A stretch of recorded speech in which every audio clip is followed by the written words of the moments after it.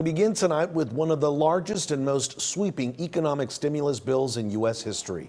The $1.9 trillion American Rescue Plan is on President Biden's desk tonight. And in it, stimulus checks expanded, unemployment benefits, lower health care costs, and more. KCAL 9 political reporter Tom Wade is here now with all the details. Tom. Hi there, Pat and Juan. Well, no surprise here. Democrats are hailing this as a huge victory for the American people. Meanwhile, one top Republican called the bill one of the worst pieces of legislation he's ever seen. Polls show a majority of Americans wanted the package to pass.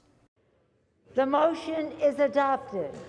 House Speaker Nancy Pelosi basking in victory as Democrats pass President Biden's massive $1.9 trillion stimulus package. Not a single Republican voted in favor of the bill. This bill represents a historic victory for the American people.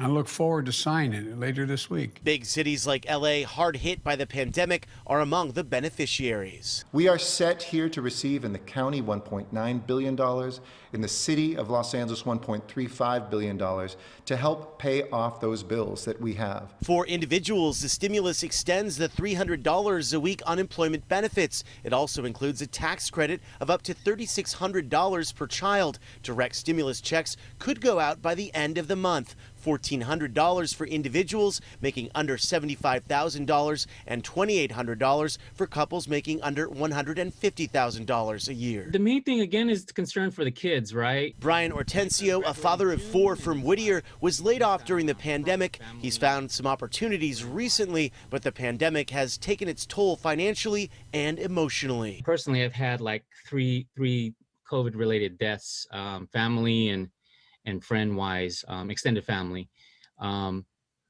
And that was just a huge storm that hit in January, right? And now it's just like, okay, hopefully we pick up these pieces, be there for each other, and move forward. Also in the bill, relief to farmers of color and a push to help low-income families. Burbank Congressman Adam Schiff. This bill is probably the most successful anti-poverty effort in a generation. The simple matter of providing a enhanced child credit of $3,000 to $4,000 per child is huge in terms of alleviating poverty. I think this is actually one of the worst pieces of legislation I've seen pass here in the time I've been in the Senate. Republicans slammed the bill as wasteful, even as 70% of Americans support it, including 41% of Republicans. This is a classic example of big government Democratic overreach in the name of COVID relief, and we all know that what we should have been doing and would have been done had this been a bipartisan discussion instead of a jam the other side approach is $500 or $600 billion directly targeted at the problem.